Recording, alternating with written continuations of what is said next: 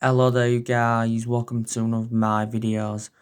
So according to recent reports, Juan Mata has rejected a 18 million a year contract offer from an unnamed Saudi Arabia club.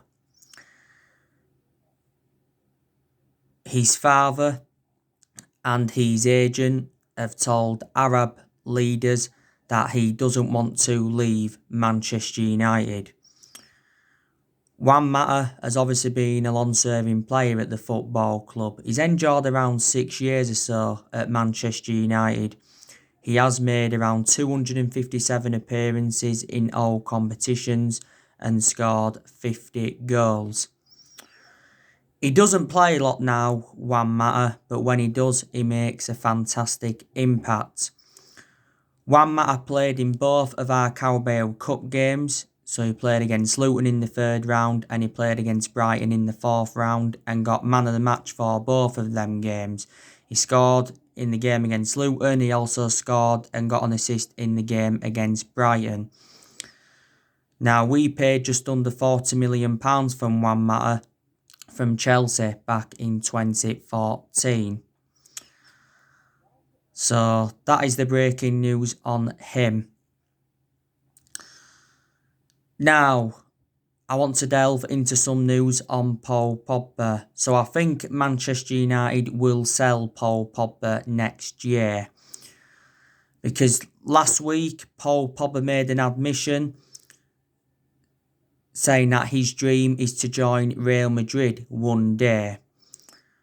So basically, he wants to join Real Madrid. Last year, Paul Pogba was talking a lot about Real Madrid and Zinedine Zidane.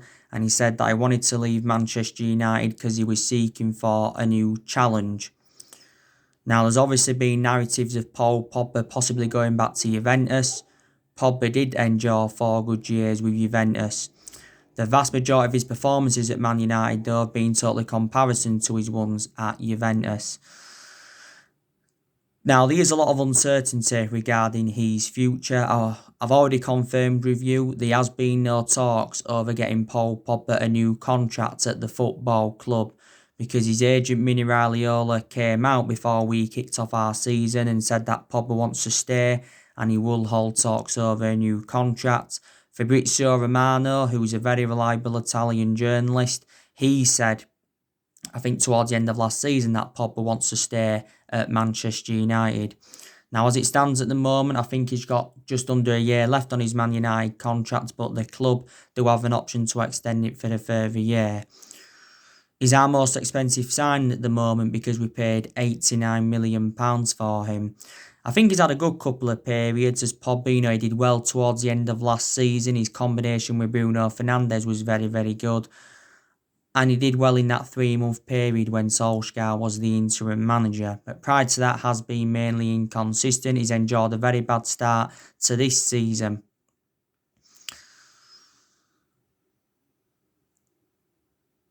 For the vast majority of last season, though, didn't really have a perception on him because he was out with that ankle injury.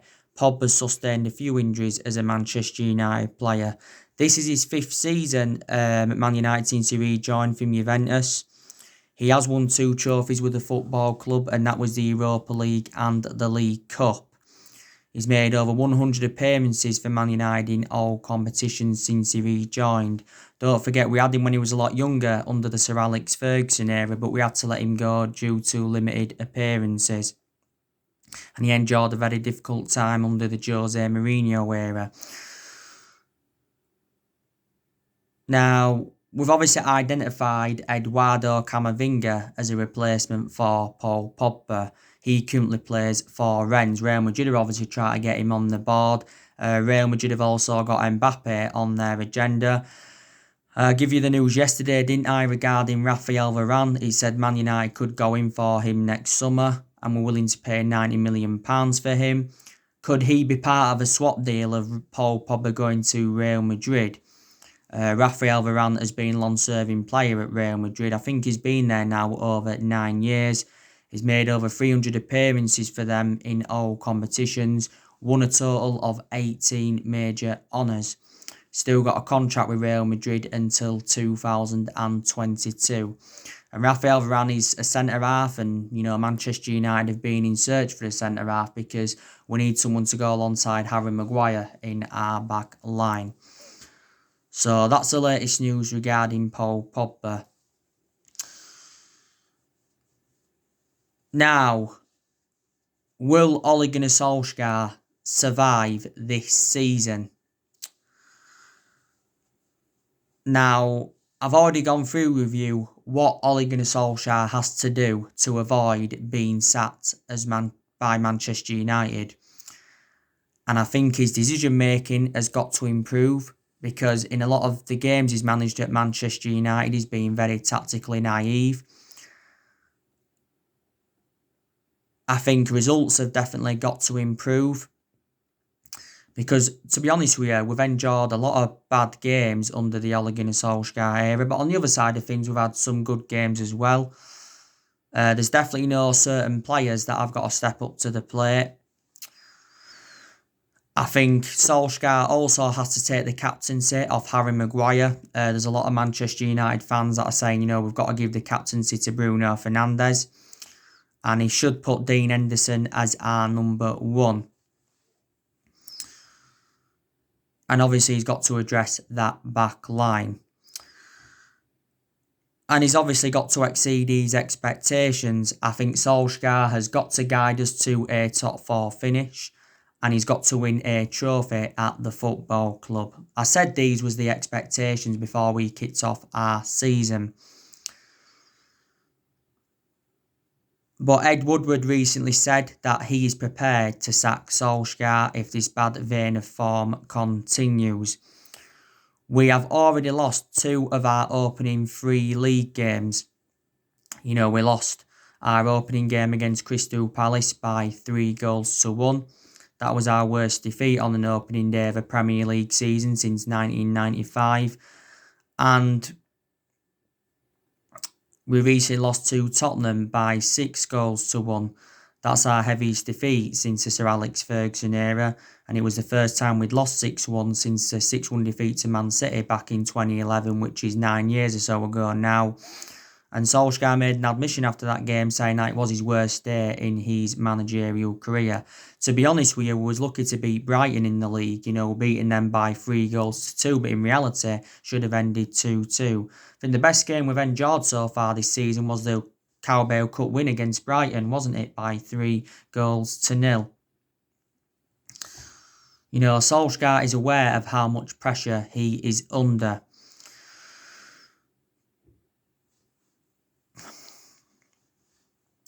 But from my perception, I think he will get sacked as Manchester United manager. I don't think it will be long now.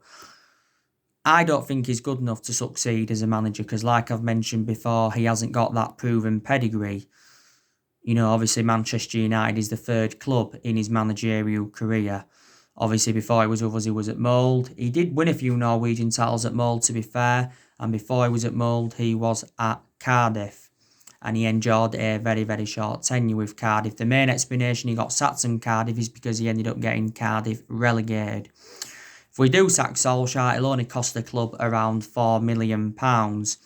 That's totally contrast to the 18 million that we paid to get rid of Jose Mourinho. I think Solskjaer's just got under 2 years left on his current contract at Man United. I'm very, very sceptical that Solskjaer will see out the remainder of his contract.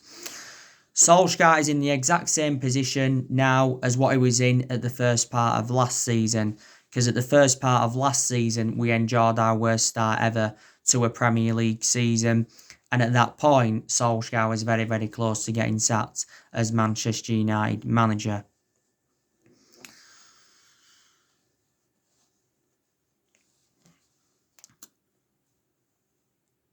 But like I've said, I want his managerial tenure to work out because he was a great player for the football club for 11 years. He flourished under Sir Alex Ferguson's guidance,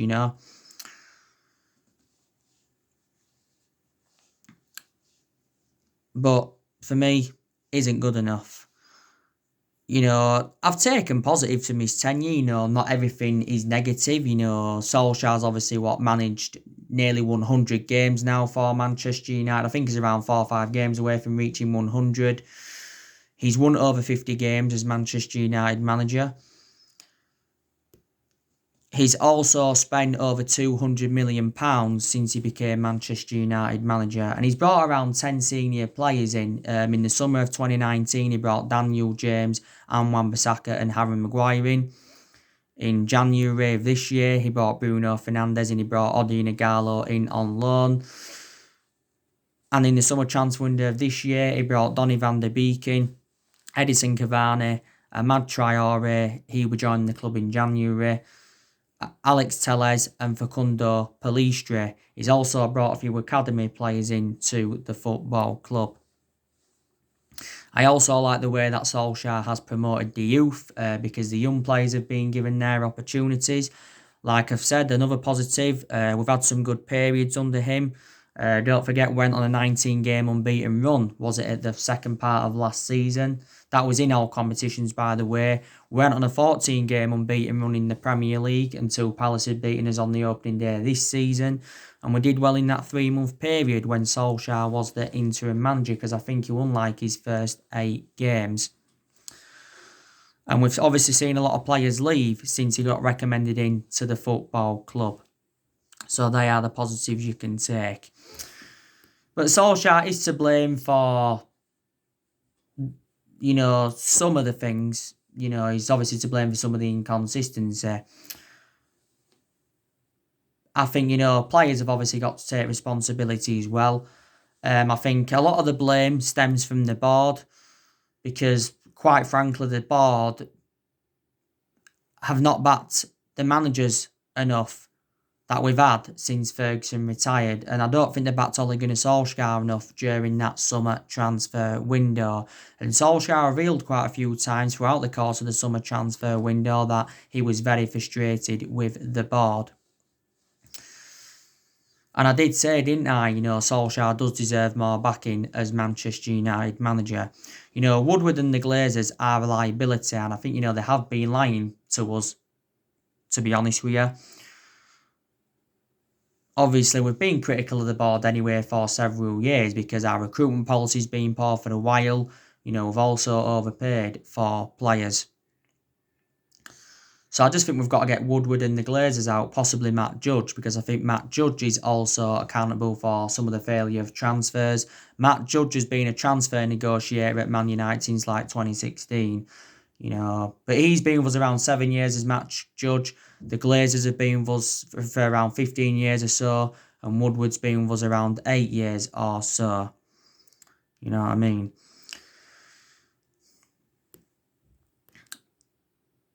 But during that summer transfer window, we missed out on a lot of targets. We missed out on all of Ole Gunnar Solskjaer's priority targets. We obviously missed out on Jadon Sancho.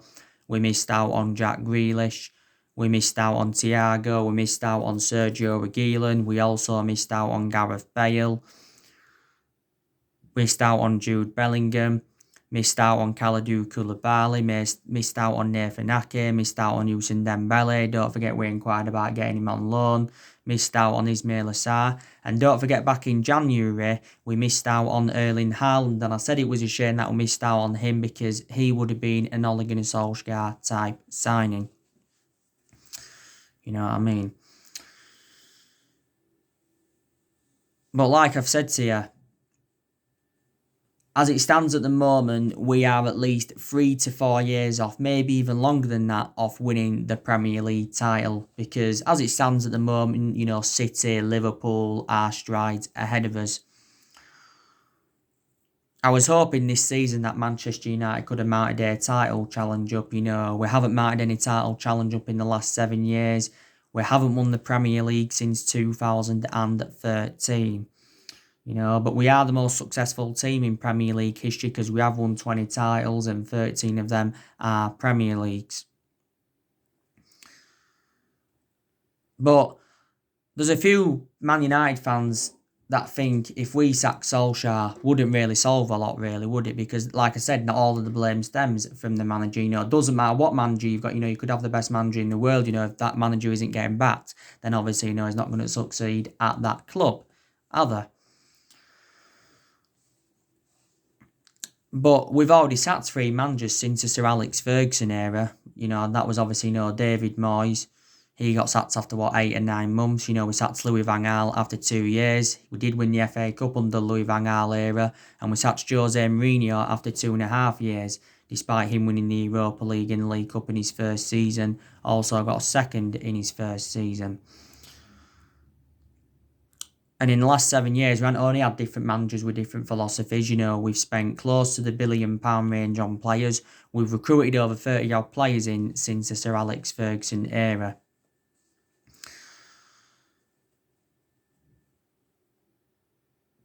But I think Mauricio Pochettino will be Manchester United's next manager.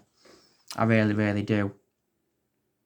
Because there was a lot of reports coming out last week saying that we'd been in contact with Mauricio Pochettino's representatives. Pochettino's keen on taking over at Manchester United. He was linked with a managerial role at the club after Jose Mourinho got sacked. I think he was also linked with the club before Solskjaer got the job permanently in March last year. I think Pochettino is a better manager than Solskjaer, because Pochettino's well Premier League proven. He's dealt with top players. I think his philosophy is good. My only element of concern about him is not won anything in terms of silverware. But last year, he did guide Tottenham to their first ever Champions League final. Pochettino endured 5.5 years with Tottenham, and analysing the vast majority of his tenure, Tottenham were competing in and out of the top 4, weren't they? Pochettino has been managerless now for around a year.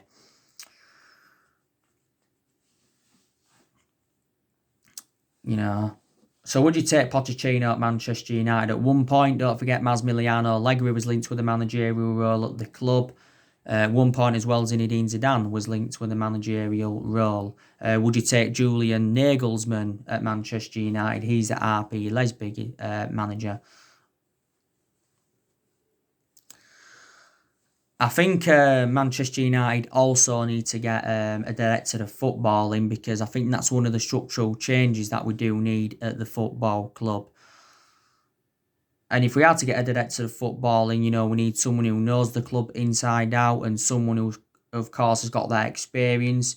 Solskjaer says we're still in search for one. We've been in the process of trying to get a director of football since like the Jose Mourinho era. And before, there was quite a few former Manchester United players linked with that role. There was obviously, talks of Evra coming. There was talks of Ferdinand coming. There was talks of Darren Fletcher coming. There was also talks of Edwin van der Sar coming in. So, there you go. I think Manchester United have made a lot of mistakes in the last 7 years, and that's one of the main explanations why we've been so inconsistent. We obviously made a mistake by giving Solskjaer the job permanently, but we give Solskjaer the job permanently, reflects on what he did in that 3-month period when he was the interim manager. There's some players we've given contracts to who we shouldn't have given contracts to. Obviously, we made a mistake by appointing Woodward and Matt Judge in, but the Glazers are to blame for that. I think, a lot of the players we have recruited in the last 7 years haven't been the right calibre players for Man United. So we've had a lot of deadwood in the last 7 years or so. There's 2 players that we shouldn't have got rid of, though, and that was Ander Herrera and Romelu Lukaku, because they were 2 very, very good players for Man United. Ferguson made only one mistake, and that was obviously appointing David Moyes in when he retired. But the main explanation he appointed him in is because there was both Scottish. Some Man United fans think we made a mistake by getting rid of Jose Mourinho. I think we appointed Jose Mourinho in too late, to be honest with you. So I think they're the mistakes that Manchester United have made.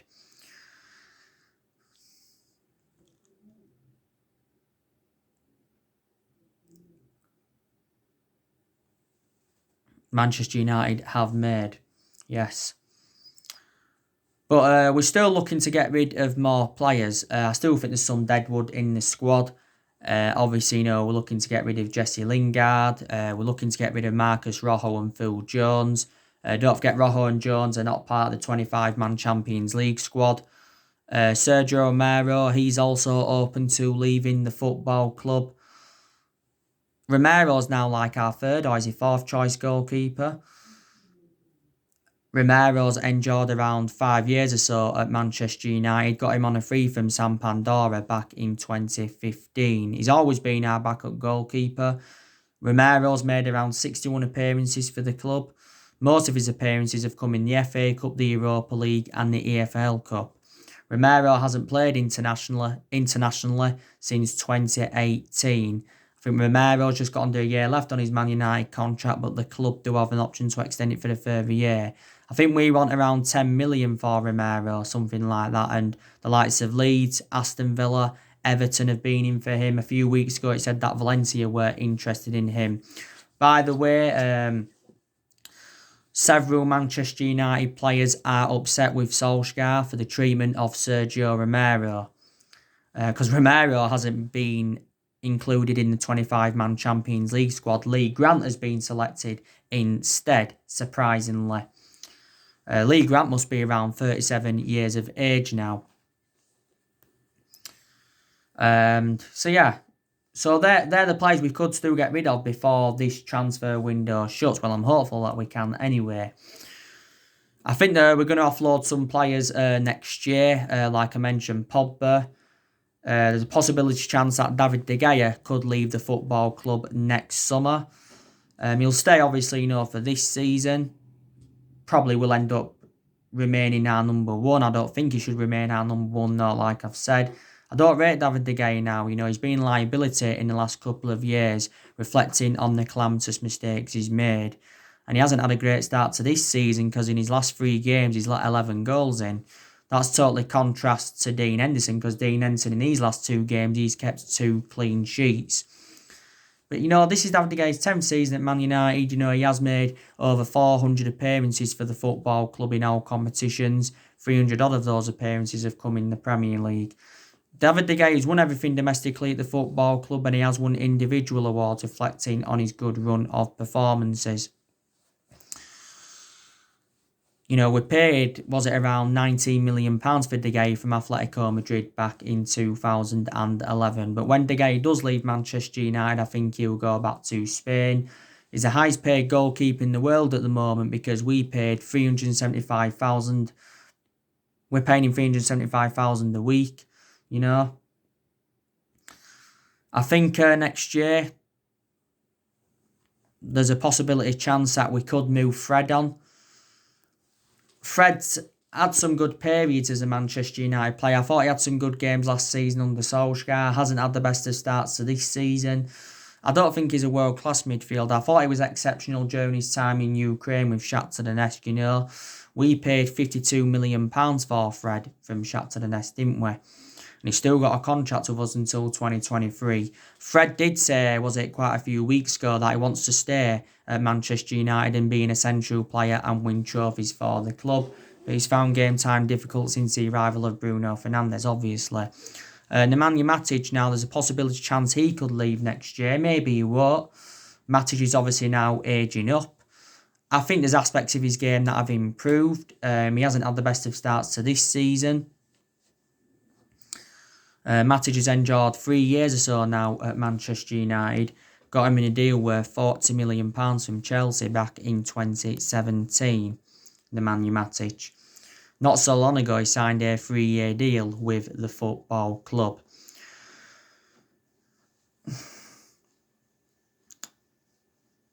Juan Mata, do you think he could possibly leave next year? Like I've said, he wants to stay at the football club at the moment. So he may stay for this year. And he may leave at some point next year. Maybe he won't. He could stay for at least another season.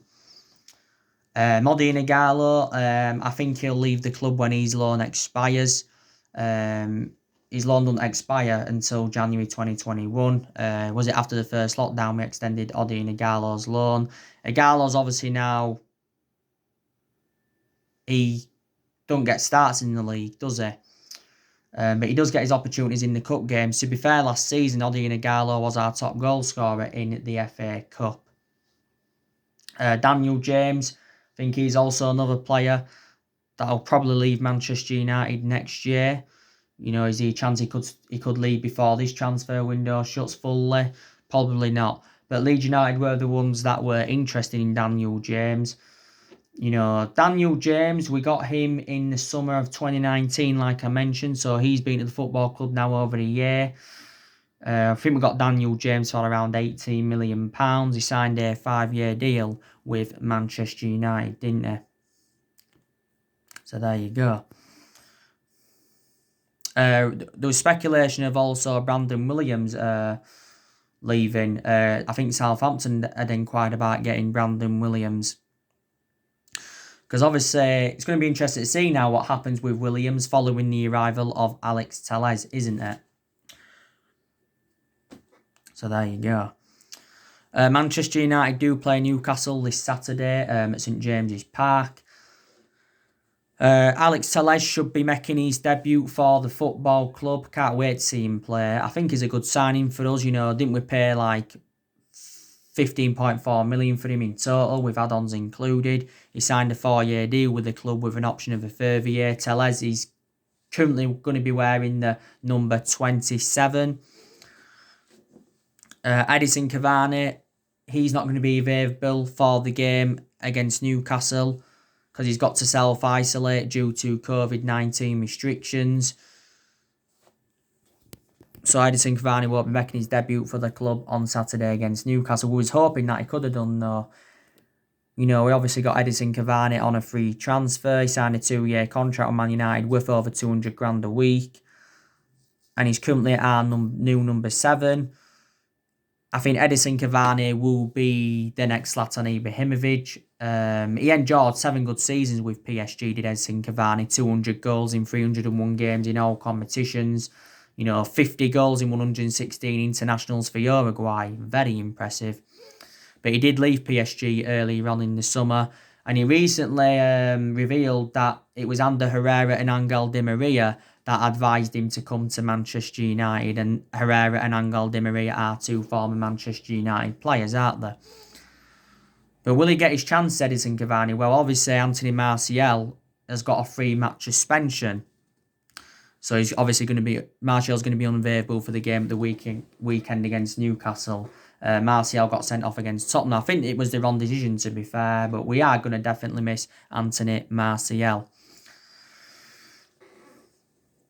But we've got to get back to winning ways against Newcastle. We've got to see a reaction from that 6-1 embarrassment against Tottenham. Like I said, Newcastle haven't lost in their last 4 matches. They won their last league game against Burnley by 3-1.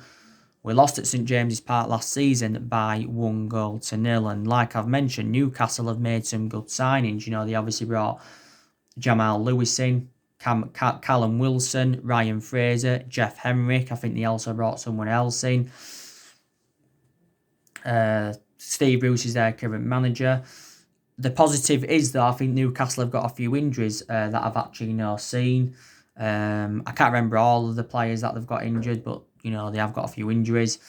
I like Sean Longstaff as well for Newcastle. Don't forget we inquired about getting him. Matty Longstaff, his brother, he's also not bad.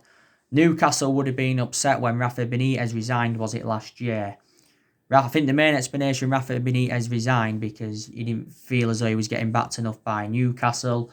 Benitez has got a good pedigree behind him, and Newcastle was supposed to be getting the Saudi Arabians in to take over their club, but obviously it hasn't happened. So Mike Ashley is still their current owner. I think he must have been at Newcastle now a good 12 and a half, 13 years, Mike Ashley.